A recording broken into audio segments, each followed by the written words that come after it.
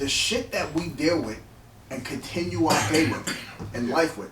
Like you lost your pops. You feel me? Mm-hmm. Not saying that you want people to sit here and mourn with you over it all the time, but you still have to walk around with that shit. Yeah. Saying like, think about all the shit you never really got to have a conversation about. Right. You know what I'm saying? Like that shit is fucked up too, though. Yeah. But on top of that, everybody else is still, you know, expecting you to do this and, you know, counting on you to do that. Right. You know what I mean? So it's like, I feel like that's another issue too, man. Like, how are you supposed to make everybody else better and you still got your own personal shit? Yeah, you know? You can't. Shit is keep talking. Yeah, shit is crazy, man. Like I noticed that with me. You know, like people would ask me, you know, advice, you know, going forward, dealing with this and dealing with that. And at one point, I realized like I wasn't really fully complete because I still never fixed my own personal issues with my pops. You feel me? Right. So it's like, damn, like I really gotta go there. You know what I'm saying? Yeah. And it's tough, man. And looking at people that I know that haven't taken that route of saying, yo, this is what you did. I ain't like this. I ain't like that. You know what I mean? Yeah. It's like, I feel bad because they'll, like people that have the opportunity to do that and don't, I feel like they'll never reach their full potential because you're going to have that little bit of animosity towards somebody that don't even know you got it. You feel me? So like, I would explain that to people like, yo, if you still talking to your father or your mother and you had over the animosity and you still showing up, laughing, having a good time, sometimes people may think, oh, you know, he's good. Yeah. You know, that parent might say, oh, no, he's good. Now he got over that. But kids remember shit that parents wouldn't even expect you to remember. You feel me? Yeah. So it's like the things that we've seen, some images just get branded in our brain. Like, no, I remember when you did that. Yeah. You know what I'm saying? Yeah. And it's like, I feel as though for people to really fully be complete some sort of way, even if you're not really talking to the person, you need to find somebody that you can really talk to get that out. You know, like, like that anger. You know what I'm saying? Because when I had that talk with my father, it just got to the point where I was like, yo, I got to tell him. You know what I'm saying? Like, he'd be calling me, hey, what's up, man? What's going on? Yeah. And in my head, I'm like, yo, here we go. You know what I'm saying? Yeah. He has no idea. Because I'm still answering the phone. I'm still, you know. And then at one point, I finally was like, you know what? Like, you know, older now. You feel me? Like, I'm going to just have to really let you know how I feel. Like, you know what I'm saying? Like, he was taken back by it. You know what I'm saying? Like, he was actually emotional behind it, which I was surprised. Because a part of the emotion was, I didn't even know you really felt like this. Right. You know what I'm saying? Like, and that's the thing. Sometimes we take action without thinking about everybody that's involved in it, right? So like in his case, like he would move with his new wife. Right. For him, he's saying maybe, you know, this is a better situation for me. You know, she understands me. Right. So this is my soulmate, which is great for him. Yeah. But you do got kids. You know what I'm saying? So while he's saying this is a better situation for me, a better opportunity, that's good. I'm happy for you. But you still got two kids that don't fully understand everything. Right. We don't understand so much. We don't understand that you and my mother didn't work out. She did this and you did that. Right. We don't know none of that. All we know is from our eyes is that you picked up, you moved, and then you still call us. Yeah. You know what I'm saying? Yeah. So as you gone. Yeah, you gone. Right. And from the perception of a child, it's like, oh, he likes those kids more than us. Right. You know, they have Christmases and all types of other stuff, and we get to pick one or two things off a list. Yeah. You know, you understand what I'm saying? So it's like, yo, nah, that's favoritism. Yeah. But his eyes, you know, when I grew up and I was telling him, like, yo, nah, you did this. And he's looking at him like, I didn't even know you. You know what I'm saying? So it was like, nah, this is what you did. And I thought you hated it. I didn't like you. You know what I'm saying? And he's like, oh, dang, I never, wanted you to feel like that. So moving forward, I felt like after having that conversation, it's weird because it kind of opened up something. And it progressed me in life. Yeah. You feel me? Yeah. It's weird the way that works. It progressed me in life. You know what I'm saying? So like for the people that's not able to either muster up that courage to talk to their parents or, whoever, you still should have somebody that can genuinely listen to you. You feel me? Yeah. That's how I feel about it. That openness is what helps people. And they always say when you hold stuff inside, it eats you up. Right. When you let stuff out, and you confront the situations, you feel better. That is true. Sometimes it's usually better if you can open up to the person that you need to open up to. Right. But then just in general, if you can just get it out, and that's why I guess, I've never been to therapy, but I guess that's why therapy is important for some people because they get to address those things. And sometimes they realize you realize you're holding in certain things you wasn't even aware of once you get to talking and getting things out. And you get to deal with those things. And then usually once you're dealing with those things, you can kind of let it go. It's not so much of a burden on you. That's true. There's times where there's things that's weighing on you and you don't even know it. Mm-hmm. And it literally, once you release it, it literally feels like there's a weight off your shoulders. Absolutely. Like you was walking around with a backpack or something. Yeah, you don't even notice it until you fix it. Yeah. Yeah, that's the crazy thing. And just imagine how much that's holding you back. You know what I mean? Yep. And I feel like growing up too, another thing, I don't know about all cultures and communities, but where I grew up at, therapy and, you know, going to see somebody to express your feelings, I didn't even know that was an option. Yeah. You know what I'm saying? I didn't know that was a thing. Yeah. But like I said, I had went to a few different schools and I've realized like, yo, this is actually a thing, but I wasn't able to do it. You know what I'm saying? Like, you can't do that. Yeah. But then you can't do that. But then growing up is like, nah, people need to do that. You know what I'm saying? Like that shit helps, yo. Yeah. That's like the thought that we aren't allowed or we don't do that type of thing is the same thing that be holding us back. Yeah. But everybody else is going forward. You know what I'm saying? Yeah. Because they're getting that necessary help. Yeah. Like I remember when I was younger, my mother offered that. And I was like, hey, what? Because in your mind, first of all, you don't think you need it. But then what I realized too is there's times where you know you need help. Yeah. And you're just resistant to it. So in those situations, you know you need help. People around you might recognize you need help, but you're still resistant to it. So you can't get help. Yeah. And you're stopping yourself in some situations from getting help. That's just like to segue into that Delonte West situation. I looked at that and I said, you know, a lot of people are going to say, well, he, you know, somebody needs to be around him. But what happens is when you have mental illness, some of these people do have people around them. And you can only do so much for somebody. Right. They have to actually want to do it and carry through with it. There was even one point where they said he was in a mental, I'm saying the wrong word, but he was in a facility, and there was footage of him walking out, and he's in the gown and all that, and he just left. Oh, wow. Now it could be that, you know, he was just rebelling against, you know, he didn't want to be there, and he might have still been out of his mind.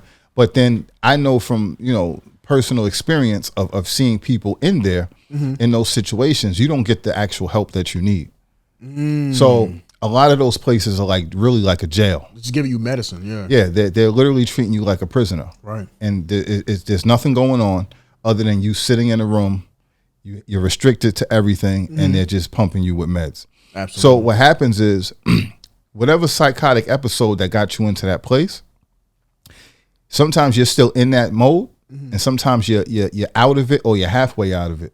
Okay. But whatever state you're in, you can realize in being there that this is not where you belong because you're not getting help. Right.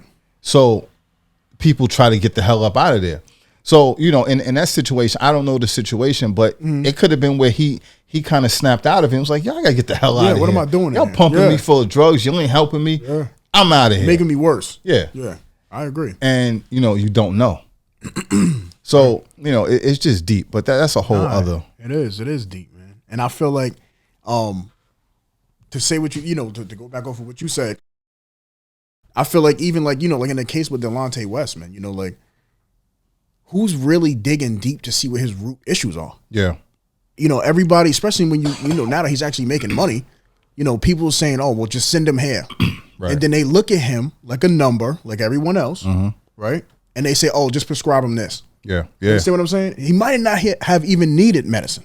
He probably needed a room to express all his feelings. You know what I'm saying? It might be shit that's bothering him. Yeah. But everybody's just pushing him this, excuse me, pushing him this and pushing him that. You know what I mean? And I feel like every kid, and especially growing up with a lot of siblings or a few siblings, we not all the same. Yeah. You know, if one person's able to express themselves, you can't look at the rest of the siblings and say, well, you just do what they did. Yeah. It's different. Or you process things the same way. Right, right. So, yeah, like, you know what I mean? And that's exactly. So if all three of our siblings are growing up together and we all seeing the same thing, it might affect you different than it affected me. Yeah. You know what I mean? Yeah. Like they, you know, seeing that video that we watched where, you know, they were showing him with his family before all of this, you know, and he was speaking about, you know, he was bipolar.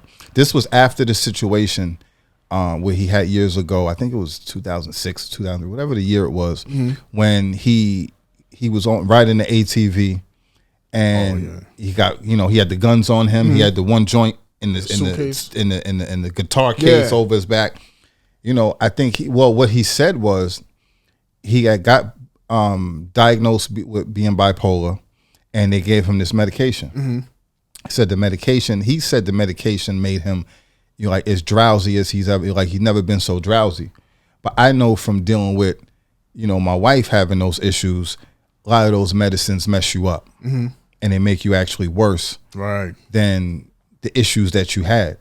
So a lot of people don't realize that. So part of him being bipolar, he might have been doing some bugged out stuff. The meds that they put him on might have counteracted and made him even worse, and put him really in a psychotic episode. Made him more depressed or more suicidal or just more, you know, bugged out. And they ain't looking at that. No. And, you know, it's hard to get the type of help that you need because it's still not fully understood how to help people. So it's give them these meds, hope they work, and then if they don't, you just deal with it. You just whatever. Yeah. And that's pretty much it. And you know what's crazy about that too? A lot of it, like let's be honest, when did this start with Delonte West, right? Right.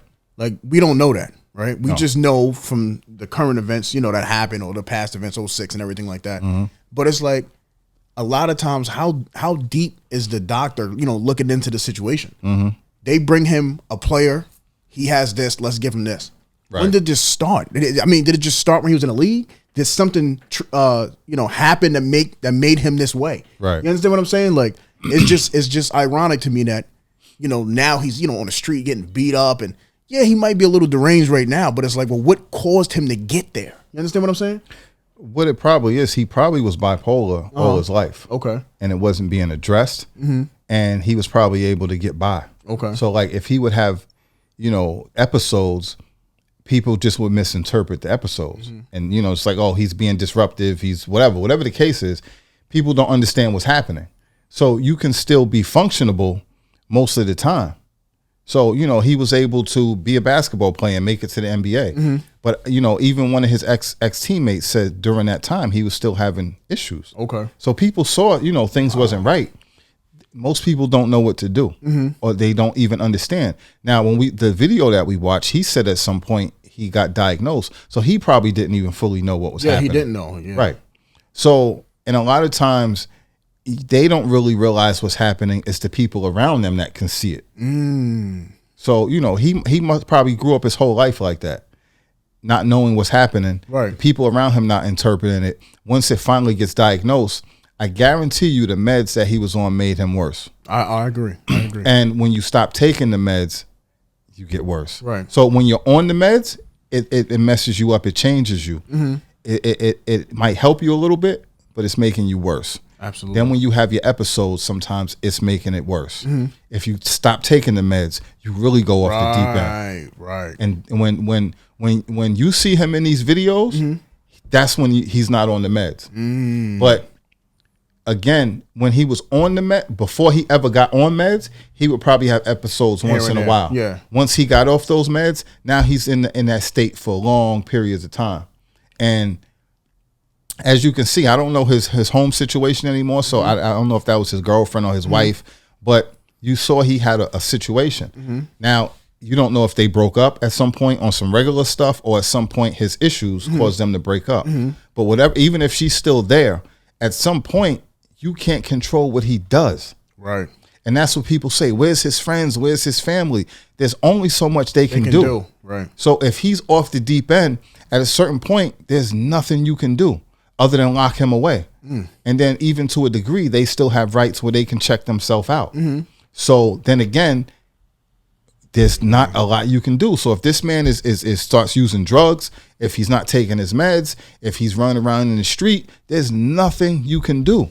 And that's the unfortunate part. I have friends that have a bunch of issues.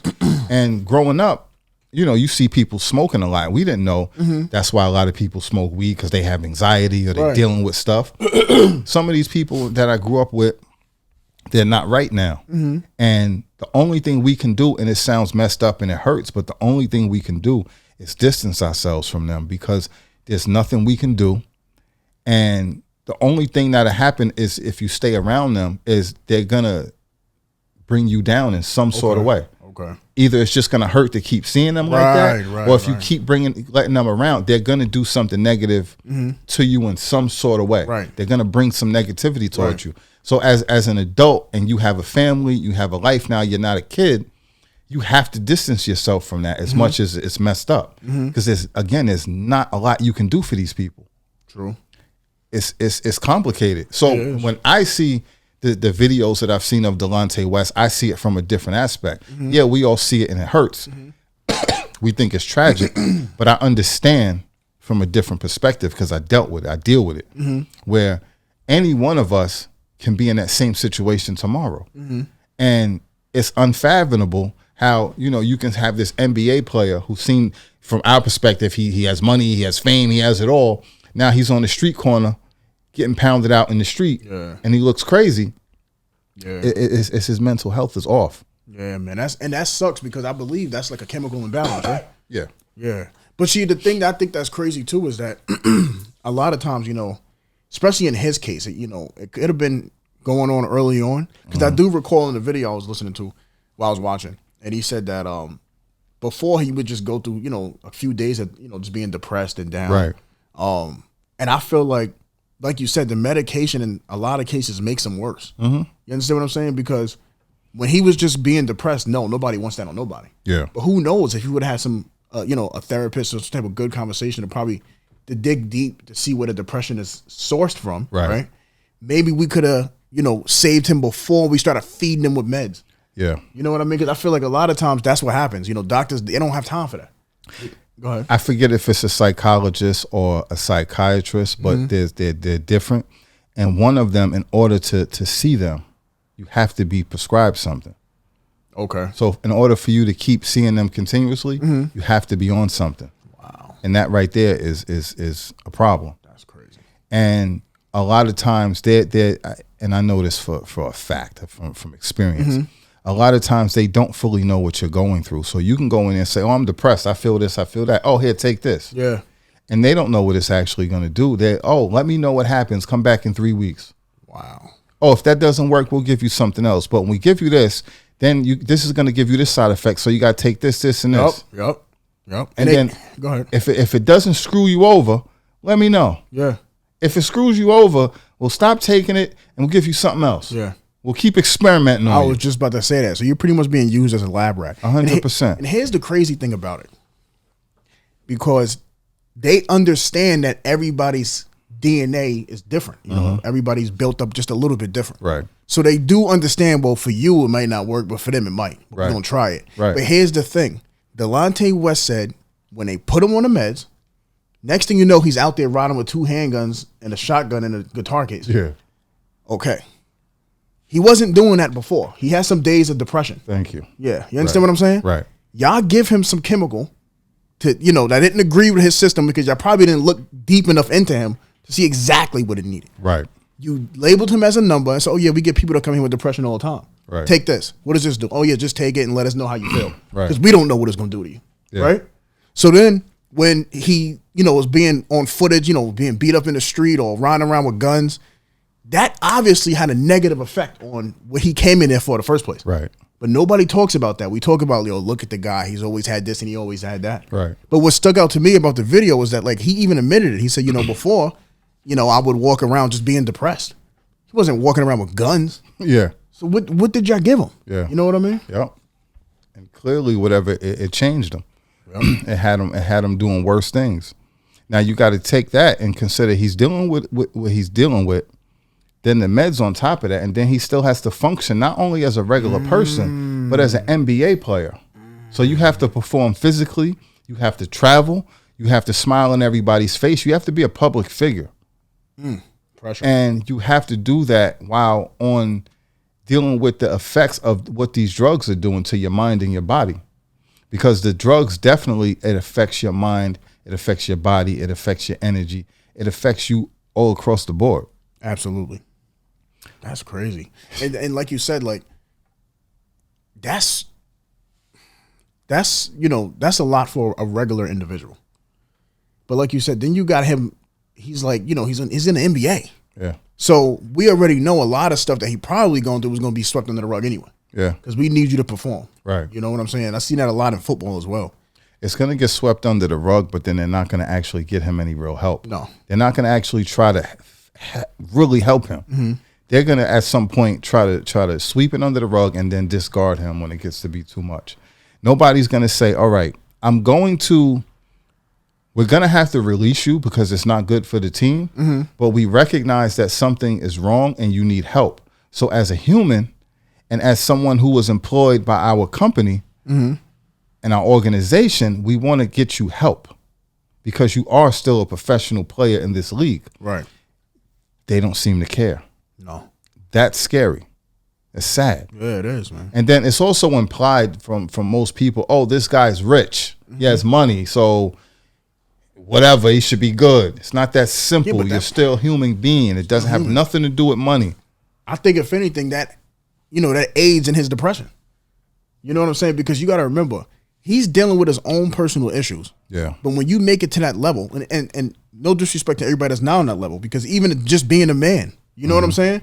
You have your own personal issues, but then you have everybody else's. Right. You know, everybody else's expectations. And on his level, he's an NBA, he's a player. He's an NBA player. Right. You know what I mean? So at the end of the day, he's like, yo, I know I'm going through this, but I got to keep popping these pills. Against his own will, he was probably thinking, these are making me worse. Yeah. But this is what I got to do, to stay on the court to provide for the family. Yeah. Sad situation. Then once he stopped taking them, I guarantee you it made him even worse. Mm-hmm. So that's when, like I said, you see him going off the deep end. Mm-hmm. Now, what does anybody do at that point? I don't know, man. Like, it's tricky, though. You know what I'm saying? Because, how do you help? How do you help? It's very difficult. It is. I got it. And especially if I don't know his situation, but if he's going in and out of these facilities, he's seeing all these different doctors and he's realizing that they're not helping him, then he's going to get discouraged. Mm. And then it's like, why am I going to keep going if you just keep using me to pump me full of drugs? They keep making me worse. They're doing, they're messing me up. I'm not getting any help. You just give up. Yeah. And I'm just going to go live my life. And then you see where he's at. Yeah, because, it sucks. They call it getting help, but these doctors are just using you for experiments. You know what I'm saying? Mm-hmm. You come back, you tell them it didn't work. I was driving around with guns. Oh, you got to check that out. You got to cross that off the list. We can't give them that. You know what I'm saying? Yeah. And it's like, it's sad because, a lot of it has to do with we don't know. You know what I mean? Like when you go into the doctor, you don't know. You're pretty much your health and life is in their hands. Yeah. And we think that they should know because of all the schooling and everything they go through, but they don't. They don't. And we learned that the hard way. So we would go to the doctors and just listen to whatever they said. Mm-hmm. And they say, try this, take this, do this. Okay, we do it. Mm-hmm. And it took us a while to realize they literally don't know what the hell they're talking about. So we would have to research everything before. We would have to go in and basically say, this is what we want. Mm-hmm. This is what you need to do. This is what we found. And then they don't like that. Mm-hmm. Most of them never do. No.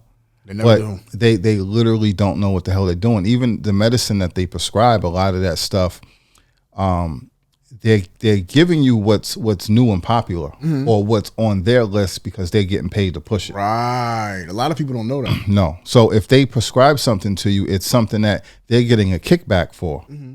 So at a certain point, I would say to the doctors, like we would go in there with our information beforehand. And if they prescribe something, we would say, all right, well, we're going to look this up first. And we're going to do our research into this.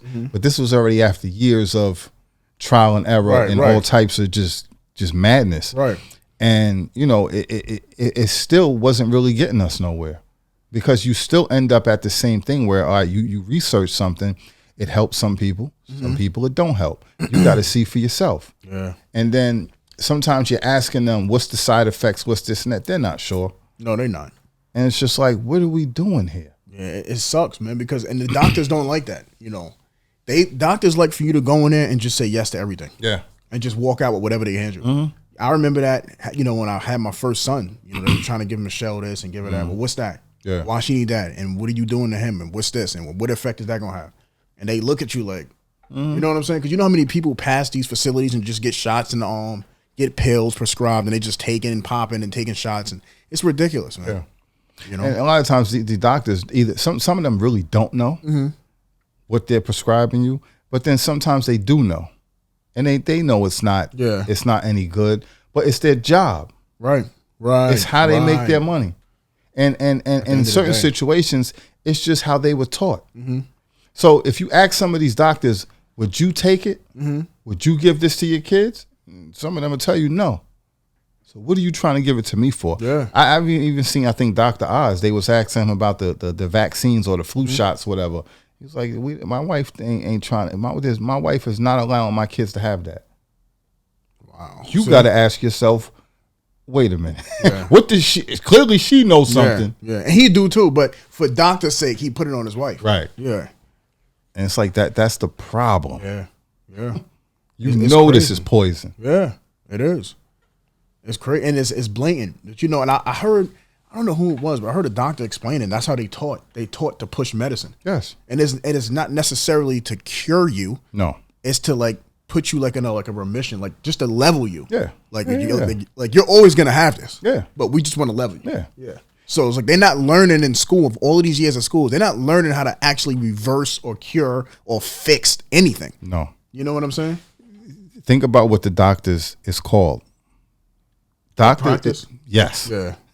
It's called a practice. Yeah. And they're literally practicing on you. Yeah, they're practitioners. And that's what's crazy about that? It's in the word. Yeah. But you know what's ill about that? Like from a big picture, like if you could just like look down, it's almost like, yo, instead of using rats, let's just use humans. Yes. And we'll just have them pay for all of our studies and we'll just see how it happens on them. Yeah. Isn't that crazy though? Yeah. It is. Wow. It's insane. And like you said, like I would ask the doctor certain things, and some of the questions or some of the responses that I would get, it's showing that one, they don't care, one, they don't know. And it's just, it's scary. And then it's like, all right, so what am I supposed to do? Wow. it's bugged out. It's up in the air. They're like, listen, you could try the medicine if you want. You know what I'm saying? It's crazy. And you got to think, this is why, like, a doctor won't come in and tell you, like, for instance, if you're dealing with whatever issue, they'll prescribe something to you. They won't tell you something that they can't prescribe to you. So they won't say, oh, right. Go ahead. If it's not on their list to prescribe, they won't mention it. Right. So for instance, a doctor won't tell you, oh, just go get some black seed oil. Yeah. That'll clean it right up. And you never hear no doctor telling you about black seed oil and a whole bunch of other stuff. They won't say, oh, go get these herbs. Yeah. Go to a herb store and go get this, go get that. Yeah. That's true. Because a few times I've been to the doctor, either my mother or, my wife. And I'm like, well, let me ask you something. Because I was doing research and they said, like, just by eating this and eating that, doctors, they want to stay away from that. Yeah, they won't tell you to eat no food. Yeah, you'd be like, nah, they said if I just turn to plant-based, it should fix. Yeah, no, there's a lot of studies, but, we really don't. You know what I'm saying? But how don't you? Right. You've been practicing for over 10 years. And y'all never practiced natural healing? Right. You know what I'm saying? It's crazy. And that's literally a whole separate thing. So you have to ask, why is that a separate thing? Yeah. Natural healing. When you're a doctor, that's what you're supposed to be doing. Absolutely. You're supposed to be helping people get better. Right. So it should be all across the board. But no, that is a completely separate thing. Yeah. They want nothing. They only want to deal with medicine. No, yeah. Wow. And the natural stuff, most of the doctors literally can't get into that. Oh, really? Yeah. Oh. They can't. You got to either be like a doctor or you got to be like, what's the... like a natural, holistic... Yeah, a holistic doctor. Those are two different doctors. Completely different. Wow. And like I said, that's why a doctor won't tell you. If you have high blood pressure, a doctor will kind of tell you in a roundabout way to change your diet and do certain things. But they won't straight up be like, look, I'm not going to give you this medication. Just stop eating these foods. Right. And your blood pressure will go down. Yeah. They'll say, watch what you eat and get some more exercise. Yeah. You know what's funny? That's not enough instruction. You know what's funny? Growing up, my blood pressure's been high a few times when I was younger. They never told me what to eat. They never told me to. They never even asked me what I ate. No. They just said, try to get a little exercise.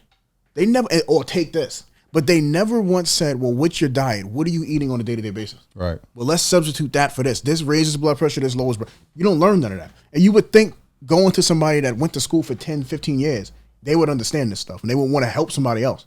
You know what I mean? But it's never, like I've never been, and even if like the people that go through high blood pressure like severely, they'll even recommend you to a site on the website and the food that they're having you eat is raising your blood pressure. Yeah, it's not even like, yo, don't eat this. It's like, nah, just keep eating everything you eat. Yeah. Then when you start learning on your own, you like, well, wait a minute. All the stuff they got on this table chart, the food chart, half of this ain't supposed to be eaten. Yeah. And then when you cut it out, you see the difference. They don't tell you about mucus. No. All this stuff. None of that stuff, man. So it's deep. But I'm going to be honest with you, it's one of those things you're going to have to do research on your own. Yeah. You're going to have to. Because there's never going to be a point where you go to the doctor and they say, listen, man, whatever they was giving you, don't take no more of that. Just eat this. Yeah. They ain't going to never be that because they're not going to make no money. No. You know what I'm saying? And that's the sad part. That's what it boils down to. It's about money. And we, most of us know it's about keeping you coming back so they can keep charging you for something. So, and that's why, like we were saying before, they don't ever cure anything. You know what I'm saying? They want to keep you hanging on by a thread, depending on them, spending your money, you know, the insurance, this, that, and the third. Because let's be honest, if it wasn't, the same way they treat human beings like lab rats, they could treat us like lab rats by telling us to eat some healthy foods. You know what I'm saying? Like they could say, yo, look, I don't know if it's going to work. There are no side effects besides it might taste nasty when you're eating it. Yeah. But other than that, why don't you just try to eat a whole bunch of ginger and herbs and try to knock out the cold that way? Yeah. Why don't they ever, this is how you know that it's all about money. When has a doctor, because if you think about it, like you said earlier, they will prescribe Nikki just random shit like, well, let's just try this. Yeah. Well, why don't a doctor ever say, well, let's just try eating natural foods and see if it changes you over a course of a few weeks? Yeah, nothing. So that goes to show you that if they could try all of these different chemicals, it's more than just like, it's really not even about changing that person's body chemistry or, you know, changing their health situation. It's just actually keeping you dependent. Right. Yeah, it's like they got you hanging on by a little bit. Yeah, because you got to think, if you tell me to go get, you know, some sea moss, if you tell me to go stop eating certain things and eat these other things, if you tell me to go get some black seed oil, get this, do this, do that, I can go get these things on my own. Yeah. I don't have to pay for anything that is you know, I got to use my insurance for. I don't have to keep coming back to you. I can get healthy, get fixed, and I'm good. And never come back. Yeah. Half of the stuff, when you pay attention, half of the things they prescribe to you come with side effects. Yeah, almost everything. Right. Yeah. And then it's making you worse. And the side effects is because what you're putting in your body isn't supposed to be there. Right. So it's corrupting your body. And then now they have to give you something else to counteract that. And then it keeps going. Yep. So how am I actually being helped? And I'd rather just deal with the issue. Absolutely. And ultimately, if it does slow down the process, it's destroying your kidneys now. Yeah. Because now your kidneys got to flush all of the chemicals that ain't supposed to be in there. Right. You know what I'm saying? Then you end up in there with another issue. Right. So it's just like, man, it's but that's one of those things where you got to do research on your own. You have to. And then you got to be disciplined. Because if you have to eat certain things or stop eating certain things, you have to be disciplined enough to do it. Right. Now, the problem is a lot of people aren't disciplined. So in those situations, I understand why the medication is there, because it's easier for some people, hey, I'm just pop this pill every day. But for somebody who really wants to get better, you should be doing the right things. Absolutely. And that's I think that's part of their argument as well. You know, we live in a society where, you know, you got the fast food. Everything is fast. You know what I'm saying? You want abs in 20 days. You know what I'm saying? You want to be healthy in 20 days. Everything is quick. Yeah. And it's just like, if you think about it, everything is just, you know, you pop a pill. That's never going to happen. You know what I'm saying? And like you said earlier, you popping pills, but to counteract that pill, you got to pop this one too. Yeah. You know what I'm saying? So it's like, you know, you're never going to win that way. You know what I mean? And if I feel like, if anybody out there, if y'all got a serious enough disease, you know, try to get a little bit of discipline. You know what I mean? See what happens. Yeah. Trying everything else. You know? I don't know. I think that one would be an eternal thing. Yeah. If people were taught from the beginning and we weren't put in a situation where we're being addicted to certain bad foods from the beginning, we would understand. Okay. Like, for instance, I was in the herb store yesterday. I bought a kale patty for the first time. I took a couple of bites of it, and at first I was like, this is disgusting. I don't think I can do this. I kept eating. I was like, yo, this is actually good. Okay. You got to change that, though. Yeah. I was like, nah, this is actually good. And I finished it, and I enjoyed it. I was like, I would actually go back and get another one. But that initial, because it was different to my taste buds, And then, you know, I think part of me was like, I like kale, but I never had it like this. Right. It was that psychological thing. But think about all of those things if you're introduced from the beginning as a kid. Even, you know, they always say kids don't like vegetables and all this, and they put sugar in stuff because kids will eat it faster. Okay, in the beginning, kids might not like certain things. Right. But if you keep them introduced, they won't know anything else. Absolutely. The problem is everything they put sugar in it because it makes people more susceptible to like it. Right. But we all know that that's not good.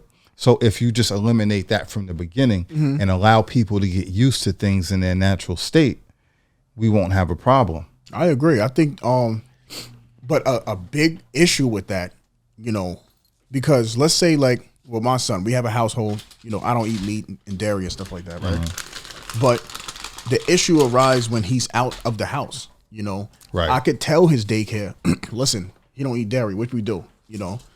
But there's times when, you know, maybe he stays a night somewhere. You know, maybe he, you know, and they serve dinner and he don't know, but there's, you know, sugar in the vegetables or you know, like dairy in the mashed potatoes. I'm not there to kind of, you know, be on top of everything. You know understand what I'm saying? Yeah. And I feel like once kids taste the other way, It's a wrap. it's a wrap. Because I'm telling you, I could recall when my son he used to eat like me. Yeah. But as he got older and started going to daycare, birthday parties, let me get a cupcake. Dad, can I have one? You know what I'm saying? Yeah. And you feel that pressure though. Yeah, like every other kid is eating a cupcake. Yeah. You know, they all eating the sugar. You know what I'm saying? And I'm looking at it like, oh man, you know what I'm saying? You like, can't explain to them, this isn't good. It's not good This for is you. for your own good benefit, then I'm not going to let you do it. right. And he don't see that. You know, he's seeing every other kid is getting it. My dad is telling me no, or my mom is telling me no. And then Somebody's not going to sneak it to him Yeah. when you ain't looking. And then it's happened already. You know the grandmothers out there. Oh, give my baby this. Yeah. You know, and it's like, all right, you give it to him, but then now it's deeper than that. Because now when you trying to give him some broccoli, he looking at you like, this ain't got no flavor. Where's the sugar? Where's the salt? You know what I'm saying? Where's the stuff? Where's the poison? Yeah, where's the poison? I'm attracted to that. Yeah. You know what I mean? So it's like, damn, you know. So I feel like it starts real early, and it's gonna be hard, man. But it's still possible.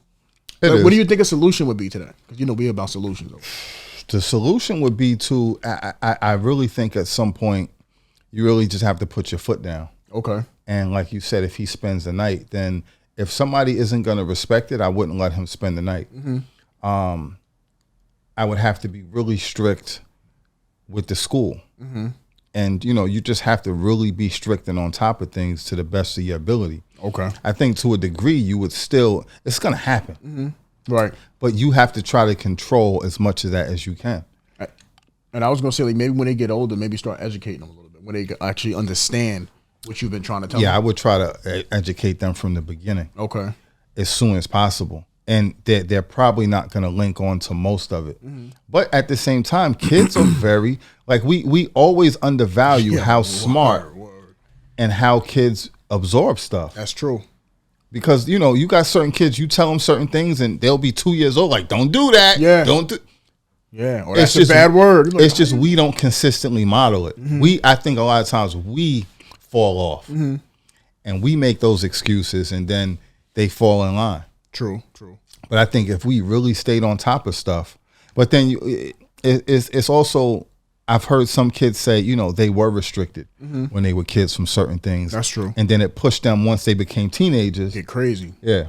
So it's difficult. It is, man. I think though, like in this day and age, the solution would be also do some research. You know, for the parents out there, do research. You know, when your kids start, you know, being able to comprehend what they really understand it on TV, put some stuff on that's educational about health. Yeah. You know what I'm saying? So they can start saying, wow, if I eat that much sugar, then I'll end up like that. You know what I'm saying? Right. And then maybe they'll start to, you know, develop a link towards what to eat and what not to eat. Yeah, make them aware. Like when I was a kid, there was a family in my building and they were all overweight. And my mother always stressed to me that all they do is eat fast food. And I saw it. They literally, that's all they did. Okay. And they were all overweight. And then as they got older, like everybody was just, like you saw it get worse and worse. So that was always in my head. And it's like, as I got older, of course I would eat fast food, but I would always be mindful not to overdo it. Right. Same here. Because I saw the effects of it. And then you get older and you start seeing you start seeing all the proof that is real. That it really does do that, and it affects your health, and it's eventually killing you. And you start realizing, like, damn, that shit is all the way real. Yeah, all the way. Yeah. So if you're taught these things from the beginning, the kids will at least have it implanted in their head. I see where you're going. Yeah, I see what you're saying. So even if they're not taking heed to it now, at some point it's gonna click. Right, right. But you need to at least plant all those things as soon as possible so they can start learning and processing it. Some kids will pick up on it early, some won't. Okay. But if it's in their head, they'll understand it. At some point, it'll click. Okay. Versus, think about you end up being 30 years old and there's stuff you just don't know. Right. Or you just learning now.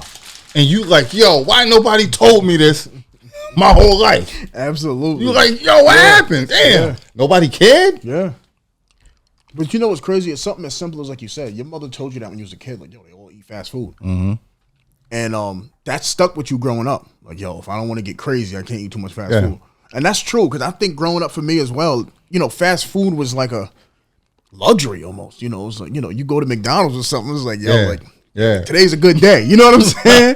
It wasn't really like, you know, like you was just always eating it. You know what I'm saying? Like we come from homes where you was cooking stuff at the house. Right. You know what I mean? So like that is a way too. Like definitely instill this stuff as early as possible in the kids. And for the people that's adults, man, just do some research. Yeah. You know, for us that are adults, there's really no excuse. And you know, like what I do, as you can see, you come to my house, there's no food in my house. Right. You look in my fridge, you think I'm poor. Right. Yo, for real. There's nothing in my fridge. Ain't nothing but water in here, y'all. I'm telling you. No. And I've been saying this for years. There's you'll catch some stuff in the freezer. You gotta cook. Yeah. Most of the stuff you gotta cook. Like now, like literally now, I got some stuff I can make real quick. Okay. But before it would be, you have to cook it. You have to thaw it out. You have to take the time. And there's nothing in my cabinets or in my fridge that you can just, there's no food there. Yeah, there's no preserved stuff. There's nothing in the box. Nah. Yo, I used to hate coming over here. You open the fridge and the fridge was, every shelf had water on it. Yeah. You had no choice but to do the right thing. You feel me? So that's another thing too, right? Go ahead. That's why we do it. Because we was like everybody else. We was getting overweight. We was eating wrong.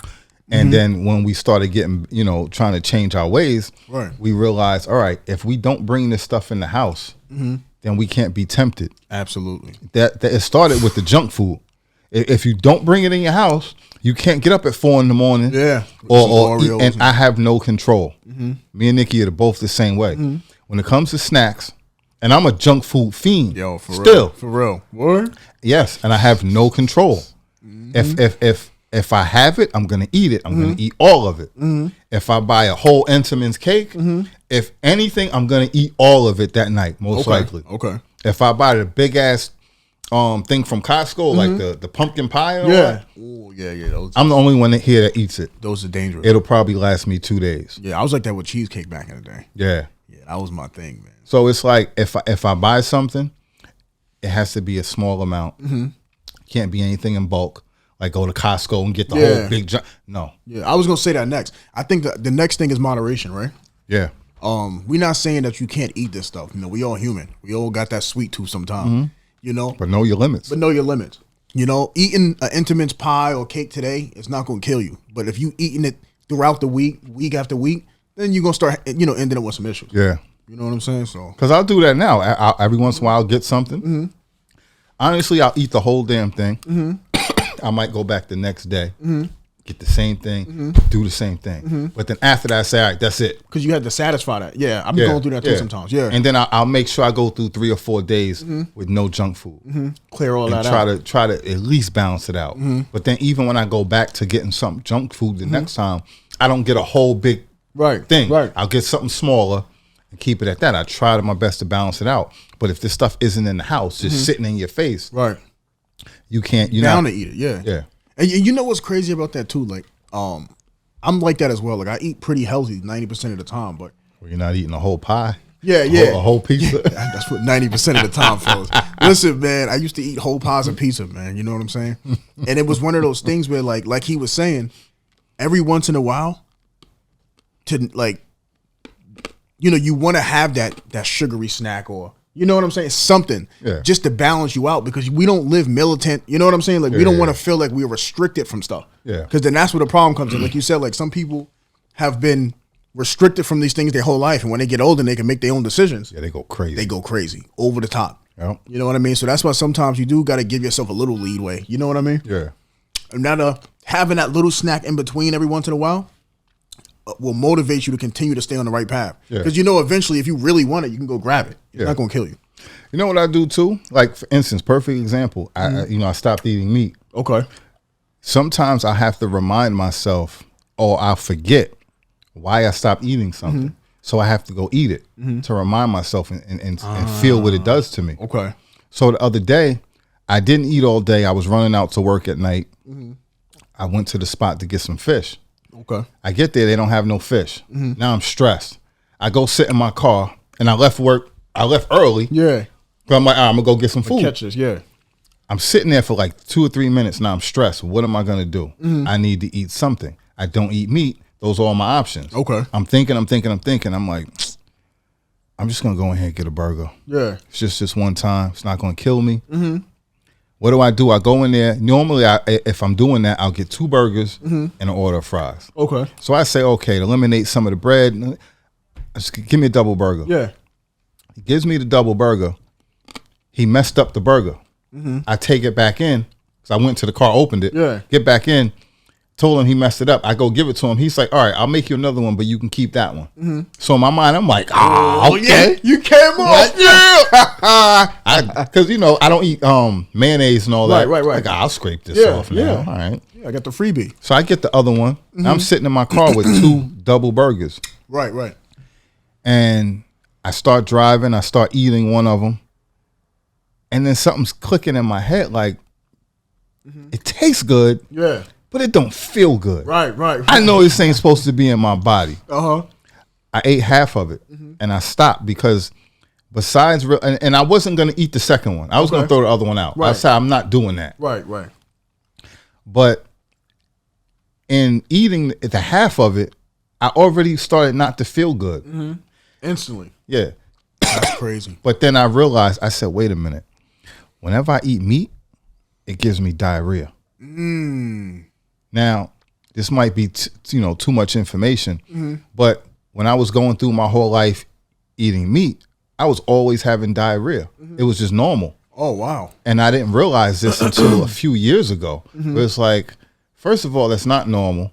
But then I realized I used to think it was other things that I was eating. Okay. I cut those things out and it was still always happening. Okay. And then I'm like, it's the meat. Yeah. Once I stop eating meat, I don't have those issues. So I'm driving, I'm eating this burger, and then it clicked. I'm like, this shit gonna give me diarrhea tomorrow. I said, I don't know when the last time I had diarrhea. I'm not going back to that. Yeah. I stopped. I threw the rest of that shit out. There you go. But I had to do that to remind myself why I don't eat this stuff, because I literally forget. Yeah. Like, okay, I know I don't eat meat. Sometimes I'll forget why I don't eat meat. But then that whole diarrhea part, that totally goes out of my mind. I see what you're saying. So and you then, got to experience it again. Yeah. So luckily I didn't literally experience it, but in eating it, it made me remember. And then I'm like, oh, okay, nope. Not worth it. Nah. Yeah. And I guess because it was a double burger, yeah, I was like, all right, I already had enough. Yeah. I'm good. I'm not hungry no more. No, word. That other burger and a half, out of here. Get out of here. You know what's crazy about that? Yeah, I'll kind of eat similar to you. And I've been vegan for a while, but what happens is sometimes I'll go to the same thing. Yeah. You know, I'm like, because my son, he still likes his chicken nuggets. You know what I mean? Yeah. Sometimes you smell it. Yeah, I smell it. And the thing is, like, my wife started getting ill with it. She started saying, listen, I'll just make him chicken nuggets or I'll make him chicken wings. Okay. So now the chicken comes back into the house. You know what I'm saying? Yeah. And growing up, we ate chicken Monday through Friday. It was just like, that's what we did. Yeah. So she be cleaning the chicken. I'm like, oh, that's nasty. Still trying to, you know what I mean? Stay on my veganism. And she made it one day and I was like, damn. Smell kind of good, you know what I'm saying? I'm in the crib playing 2K or something. I'm like, let me get a wing. Look. She's like, you're not gonna eat this. I was like, nah, let me eat one because I wanted to try it. Like like okay, why did I stop eating meat? And plus, I just wanted to try it. So, I ate the wing. I ate like 3 wings. Yeah. And I was like, yo, babe, those was good. She's like, yeah, right. She looking all happy because she's like, yo, maybe he'll start eating chicken again. Yeah. You know what I'm saying? So, but shortly right after that, my stomach felt bloated. I felt heavy. I felt sluggish. Right. And by the time she made out with dinner, I didn't even want to eat it. You know what I'm saying? Yep. And I noticed, the funny thing is, though, I did notice my face break out like 2 days later. Yeah. And I was just like, yo, my face, like, I haven't had this many pimples on my face in I don't know how long. And I was like, yo, that's crazy. So I was like, you know what? I got to stay away from the chicken. Yeah. You know what I'm saying? That's something else I would notice. Like, I would notice my skin, I have pimples and stuff like that. And then even if I eat too much junk food, I'll get pimples. And I'm like, oh, yeah, same here. I forgot. Yeah. That's why I'm not supposed to. I had too much. Yeah. That's why I'm not supposed to do this. Yeah. You need those reminders, but you have to know. Yeah. You have to know what these signs mean. Yeah. You have to know that it's directly because of this. And you know what's ill about that? That's like, they always say, the skin is the window to your health. Right. And it's like growing up, nobody ever paid attention to that shit. No. You know what I'm saying? So like maybe our grandmothers did, you know what I'm saying? But like nobody really was like, I don't think they expressed it right though. Yeah, to make us understand properly. They didn't tell us, yo, eating all that damn fried chicken is why you look like. They didn't tell us none of that. Yeah. You know what I'm saying? But when you clear your body of a lot of impurities and then you add them in little by little, it's an easy way for you to tell what's causing what. Yes. You know what I'm saying? And that's what I realized too from being vegan. Like if I try something, because we all human, sometimes I'm like, yo, let me get one of those. Yeah. And I'll eat it. Like if it's just that one time, like if it's like one piece or something like that, it's not a big deal. Yeah. But if I overdo it, then I start realizing the pimples, the skin, the oily skin, it's just, being bloated, it's just disgusting. Yeah. You know what I mean? Yeah. But that's, it also has to be, you have to be educated on what these things do. Because like I didn't understand, like when you have mucus, you always think it's just like snot when you're sick. Yeah. You don't realize it's in your body and it's bad for you. Wow. And that's the cause of inflammation. And inflammation isn't good. And inflammation isn't just what you see. If your face is puffy or something, it's internal. Oh, and those things aren't good. We weren't told that, when you have a pimple and you have pus in it, that's the mucus. Trying to get out. Right. Wow. That means that your body is so toxic.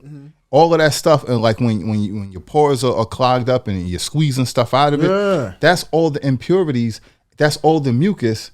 Your body is toxic. I didn't know that. It's like you're overloaded and that is coming out of you. Has no other way to get out. Right. You know what? Yo, that's food for thought because I remember, being in high school popping pimples. It was like a normal thing. Like everybody was popping pimples. And I went through a phase where I had a big pimple on my nose. And it had, what'd you say, pus? Yeah. That's what it had in it. And I did go to the doctor, and no doctor ever told me, yo, you're eating too much of this or too much of that. Right. They gave me some Proactive that actually never worked. Right. And you know what worked? I'm going to be honest with you. I feel stupid, but drinking water. And that's what my mother told me to do. That's what my mother told me to do from day one. You need to drink more water. Yeah. And I was like, nah, because I ain't never had this problem before. Oh, my fault. I ain't never had this issue before. Yeah. So I'm like, nah, take me to the doctor. Yeah. And he tried to give me Proactive and all of this other stuff to wipe on my face. And then they can go away. Right, because it's treating it topically if it works at all. Right. But it's not addressing the source. Yeah, he never told me that. Yeah. No. That's why once I started getting educated, now I'll ask people, like if I'm talking to my mother or if I have an issue, like even now I think I'm dealing with a couple of issues that I got to go get looked at. But I say to myself first, instead of before I go to the doctor, I try to figure out what's happening. I say, all right, what's the cause of it? Because when I go to the doctor, they're gonna treat the surface of it. Right. And I'm like, I need this to go away. For good. Yeah. Right. So I need to figure out what the cause is. What's the root of this issue? What am I doing that's causing this? And what do I need to do to make it go away? Not just to mask it. Okay. So don't give me a cream or give me a pill. I need to know what I'm putting in my body that's affecting me. That's real. And what I need to eliminate. The doctors aren't going to tell you that. That's true. So, the same thing like we was talking about pimples when I'm eating too much sugar. I was never told. And as a kid, think about as kids, most people, their hormones, especially males, we get the pimples and stuff. It's our hormones going through stuff. Right. But we don't get told that and people will tell you, adults will tell you, stop eating so much candy. Yeah. But they're not explaining. Yeah. So you kind of just true. think That's it's just, they just saying that. They're not explaining the whole science behind it, where it's causing, it's the sugar is actually toxic. It's causing mucus to build up in your body. When you're getting the pimples, that's it trying to break out of your skin.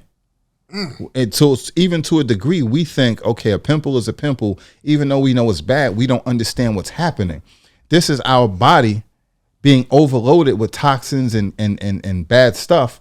And this is the result of it. Our face is breaking out. And the pus is this mucus that is in our body that's not supposed to be. It's a foreign substance. Right. This is what's breaking us down, what's killing us. And I'm trying to find the right words, but it's showing you how toxic your body is. Right. And we don't look at it like that. We don't understand that.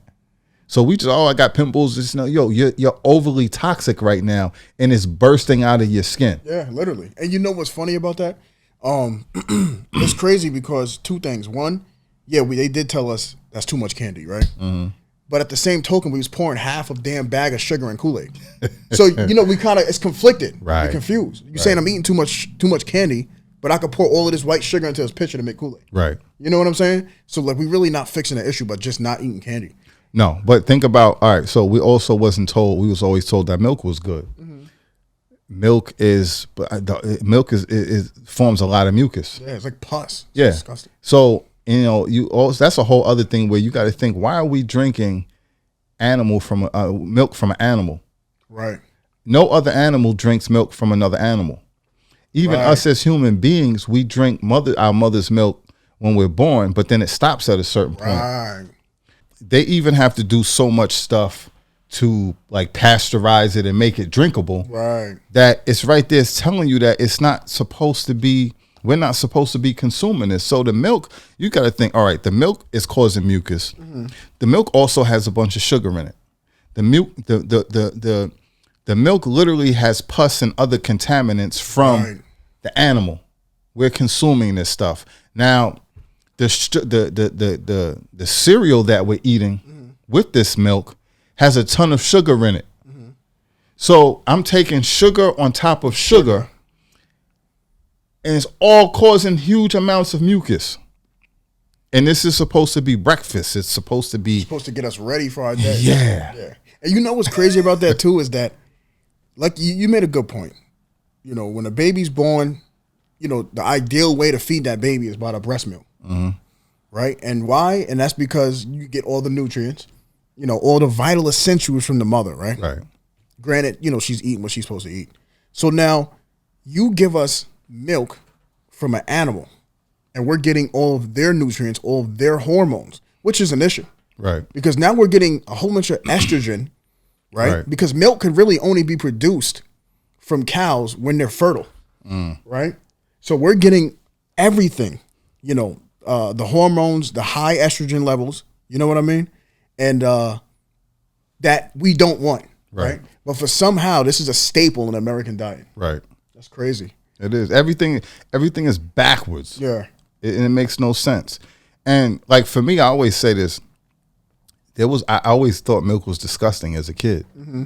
There was a point where I would drink it if it was really cold. Mm-hmm. But for the most part, I always hated milk. I could only drink milk if it was in cereal. Right. And I just, there was something in me where I just always knew this is disgusting. Mm-hmm. And it was the same thing like with sausages. There was just certain food and I love sausages, but still every time I would eat it, there was always, and it doesn't really make sense, but it's us going against our natural instincts. That's true. Because as much as I loved it, I always thought sausages was disgusting at the same time. They just, because I always look at my food and I would just look at it like this just looks disgusting. Right. Like, you giving me bad imagery. That is disgusting. It is though. But it tastes good. Yeah. And that segues into something else where most of the things we eat, like a lot of meat, and, we eat these things, but think about it. We have to mask the flavor and the smell of these things. True. And this is why we use seasoning. True. So you have to think about that. We don't like these things in their natural form. We have to disguise it. We have to disguise the actual taste of what we're eating.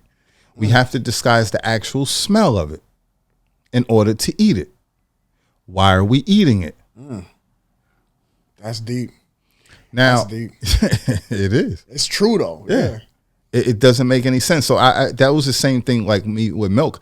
I would have to be mixed with cereal, and then obviously it takes on that flavor and all that. Right. But I couldn't just drink milk by itself. I always thought it was disgusting. But we go against our natural instincts. And you know, part of it is we're taught to do that. But then we still know certain things. And we go against it because we don't know any better. But you know what's tough too? I believe that the food industry did a good job when it comes to marketing and stuff like that. Manipulation? Huh? And manipulation? Yeah. Absolute brainwashing, all of that. Yeah. But I say that because, you know, there was a time where there was really no alternate for milk and cereal. No. You know, like you didn't even like milk, but she was like, how the hell am I eat the cereal? Right. I need some liquid. Can't use water. Can't use water. It's not a good idea. No. You feel me? So I feel like they kind of like tunnel visioned our instinct a little bit. You know what I mean? Yeah. Because like you said, knowing that the milk tastes nasty or it just didn't make sense. Like, you know, even to this day when I became vegan, people always ask me, oh, but you get a lot of protein from milk. You know, you get your calcium from the milk. You know what I mean? And I used to just always say, well, that's sad that they believe this. You know what I mean? Like, This is like, all your nutrients come from this, that, and the third. You know, you need milk. But you got to understand, man, you know, cows and pigs, and all, they just the middlemen. Yeah. You know, they eating what we supposed to be eating, right? Yeah. Cows eat grass all damn day. Right. You know what I'm saying? And the proteins and the nutrients that's in the grass is what's in their system. Right. Cows are not drinking milk. No, they're not. They're not eating eggs. They don't drink milk. They even stop drinking it when they get a certain age. Right.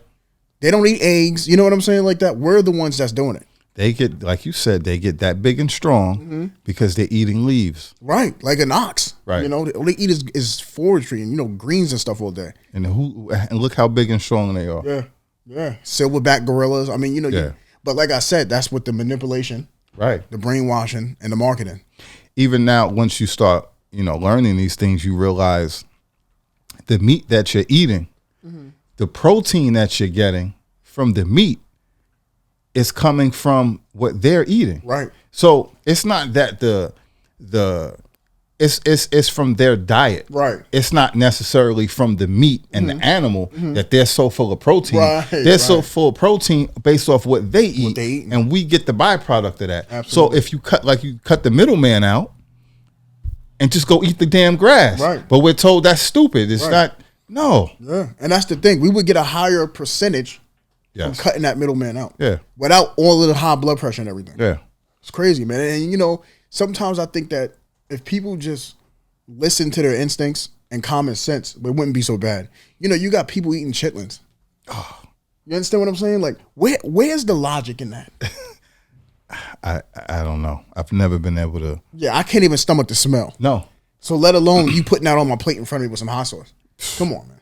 I went to my mother's house the other day and she was cooking pig feet. I couldn't stay. There's stuff like that. It wears me out. People eating chicken feet, pig feet. I couldn't do it. I can't do stuff like that. I've never even tasted those things. Me either. Ever. Like growing up, my mother would cook that stuff and the smell alone, it's like, no. Yeah. No, you don't even, man. Oh my God. You can't even get me to taste it. I don't even understand it. Like, I don't understand how you could be in the kitchen cleaning chitlins. No. And then say, I'm going to eat this later. And the funny thing is, growing up, I never even knew what it really was. I just knew it stunk.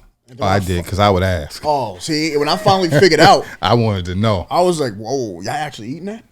I mean, what's separating you from an animal? I mean, you eating, it's crazy. And you know the whole history on why people eat that stuff. What is it, like from the slave days? Yeah. Yeah, they had to eat the scraps. That's what they was given. So, you know, they turned around and made it into a delicacy. And, you know, it just stuck. But it's like, you know, like, nah. Yeah. This, I'm not eating that. Yeah, this tradition stops here. Yeah. I'm not gonna keep it. Hell no, never. I won't even be in the house when it's.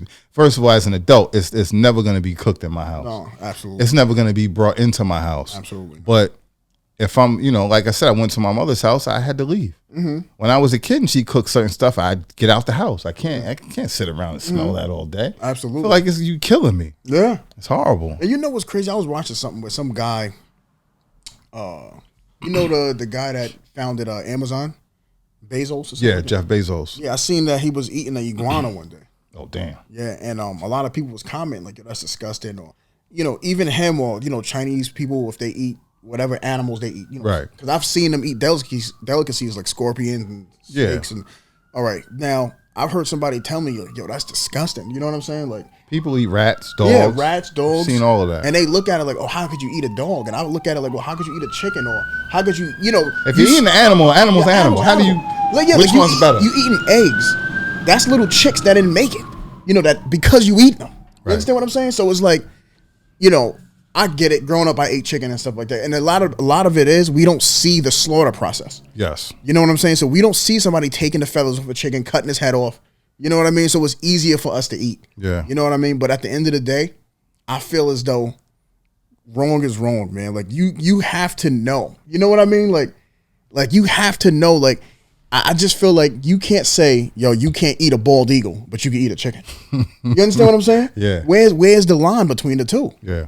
I don't get that. It doesn't make any real sense to me. It's just the same way, they'll say, well, you can't eat a dog, you can't eat a cat, you can't eat a rat. Yeah. What's the difference? What's the difference? It's all animals. Right. I don't get it.